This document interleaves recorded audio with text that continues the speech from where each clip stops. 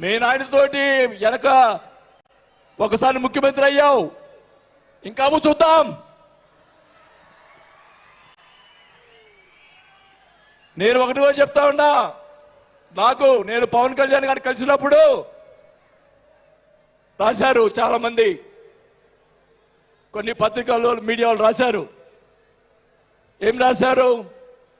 బాలినేని గారు చాణక్యుడు కూటమిని విడగొడతాడని చెప్పి కొన్ని పత్రికలు రాసినాయి. నేను అనుకున్నాను, నా వల్ల పవన్ కళ్యాణ్ గారికి ఏ ఇది రాకూడదు. నా ధ్యేయం, నా కోరికల్లా ఆయన పైకి ఎదగాలని తప్ప వేరే ఉద్దేశం లేదు. నేను ఆయన కలిసినప్పుడు ఒకటే అడిగా, అందరూ అనుకున్నారు ఎమ్మెల్సీ ఇచ్చి మినిస్టర్ ఇస్తారని చెప్పి కొన్ని ఇతర పత్రికలు రాశారు. నేను ఆయన ఏమీ అడగలేదు, ఒకటే అడిగా, సార్ మీతో నాకు సినిమాలు తీయాలని సార్ అని అన్నా. నా కోరిక అదే సార్. నేను 5 సార్లు ఎమ్మెల్యే అయ్యా, 2 సార్లు మంత్రి అయ్యా, చాలు నాకు. ఇట్లాంటి బూతులు తిట్టే రాజకీయాలు మాకు వద్దు సార్, మీతోటి ప్రయాణం చేస్తా. జనసేనని నా సాయశక్తులా నేను చేయగలని మా జిల్లాలో 6 నెలల తర్వాత కార్పొరేట్లను చేర్పించాం.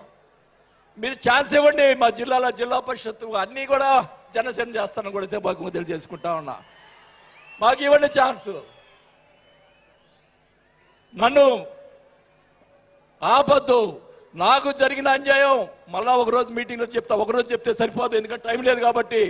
నాకు అన్యాయం జరిగిందని చెప్తా.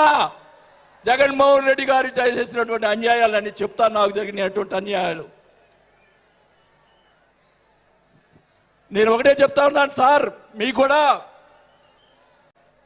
దయచేసి జనసేన కార్యకర్తని చూస్తున్నాను. అన్ని నియోజకవర్గాల్లో ఎమ్మెల్యేలని చాలా మంది గెలిపించారు, కార్యకర్తల్ని జనసేన వాళ్ళని పట్టించుకోవటం లేదు. దయచేసి చంద్రబాబు నాయుడు గారు, పవన్ కళ్యాణ్ గారు ఇద్దరు కూర్చొని ఒక ప్రెస్ మీట్ పెట్టి ఎమ్మెల్యేలందరికీ ఫిరాయించండి. జనసేన కార్యకర్తలు కూడా మీరు వాళ్ళకి రావాల్సినటువంటి